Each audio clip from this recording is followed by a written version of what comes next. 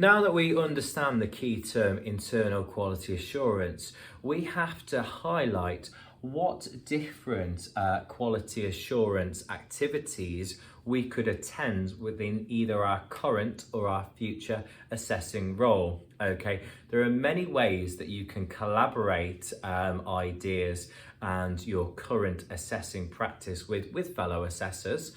Okay, so you could meet assessors in person. Okay, perhaps a meeting just with one assessor or perhaps a team. A face-to-face meeting is going to help promote standardization and best practice.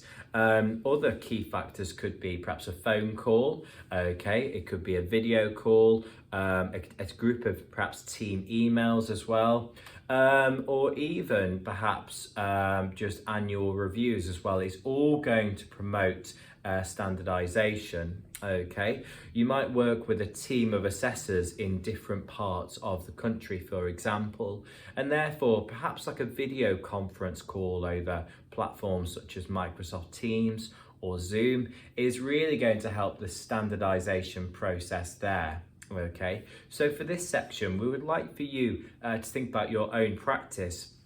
What would a standardization activity look like for you, and what method would work for you? Would it be phone calls, emails? But it could also be obviously a Zoom call as well. Furthermore, our next criteria is looking at appeals and disputes. So summarise relevant procedures to follow when there are disputes concerning assessment in your own area of practice. Okay, within your assessing role, you will experience both appeals and also disputes as well. Okay, so in terms of the learner, they do of course have a right to an appeal. Okay, any assessing establishments should have an appeals policy which is given to perhaps a learner at the very start of a course or qualification. All right, an appeals procedure, okay, can have 7 days, okay, to an appeal. Okay, so after an assessment, a learner usually has 7 days to lodge an appeal, of course, and you as an assessor, you do need to take it seriously. Okay, these are often a written appeal, okay, regarding perhaps an assessment decision. Okay, and here we do need to remain objective.